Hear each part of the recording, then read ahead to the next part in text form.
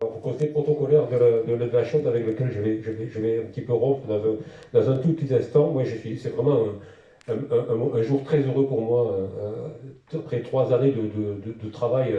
assez acharné, et parfois difficiles. Les hommes politiques vivent des moments compliqués, vous le savez aussi bien que moi, mesdames, messieurs les journalistes, mais il y a des moments heureux, et aujourd'hui en est un, et je voulais le marquer tout particulièrement. Alors c'est un moment heureux d'abord parce que c'est une œuvre collective. Monsieur le maire l'a dit tout à l'heure.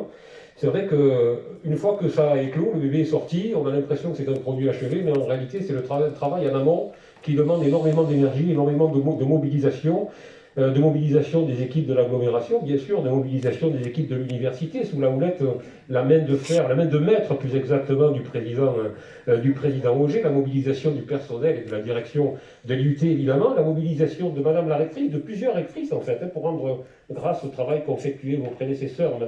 Madame la rectrice, mais je voudrais aussi saluer la détermination avec laquelle vous avez apporté la touche terminale et conclusive finalement à ce travail. Et puis le partenariat et la volonté aussi de l'État, on l'oublie souvent, rejoint désormais par la région, ce dont à titre personnel je me réjouis bien sûr. Et c'est un travail non seulement collaboratif et collectif, mais un travail qui part de loin, parce que en réalité, ça part de la conquête, monsieur le maire ne me démentira pas, du programme Action Cœur de Ville, qui permet de trouver des financements qui eux-mêmes vont pouvoir suggérer la réflexion de Victor Hugo, des négociations avec le président de l'université pour éveiller son intérêt sur ce projet qui était lointain au départ,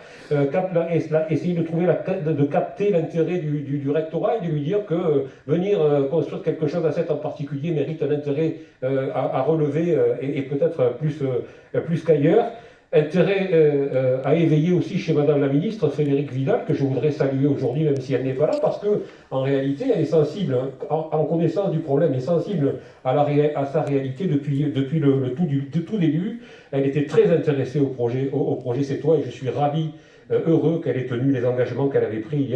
il y a maintenant près de 3 ans, parce que je voudrais dire une dernière fois que l'État, quand même, Madame la rectrice ne me démentira pas cette fois, met les gros moyens dans cette affaire, si on la prend du début jusqu'à la fin. L'État, enseignement supérieur, bien sûr, mais l'État aussi structurant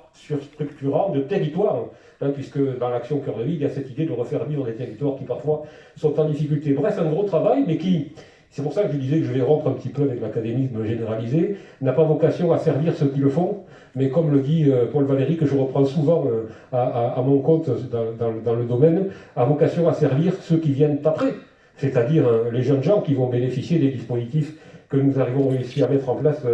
aujourd'hui. Moi, je voudrais dire, pour terminer, ne pas être trop long, que non seulement, bien sûr, mais là, je pense qu'il va y venir des questions là-dessus, c'est un projet qui est très bon d'un point de vue universitaire en lui-même par rapport au territoire qu'il a vocation à servir, mais surtout que c'est un projet fondateur, je le sais, pour avoir contribué à d'autres aventures comme ça universitaires, que c'est une première pierre qui est posée et qui a vocation probablement dans l'avenir à se développer, que c'est un projet structurant, parce qu'il a vocation à structurer aussi, monsieur le maire, je crois, et l'agglomération, le bassin de vie, le territoire tout entier, en redonnant vie à un quartier qui peut-être a connu quelques difficultés. Et c'est un premier acte, je le disais, c'est un premier acte parce que si les synergies durent dans le temps, c'est quelque chose qui aura vocation probablement à se développer. Et je voudrais reprendre pour moi une formule de Jürgen Habermas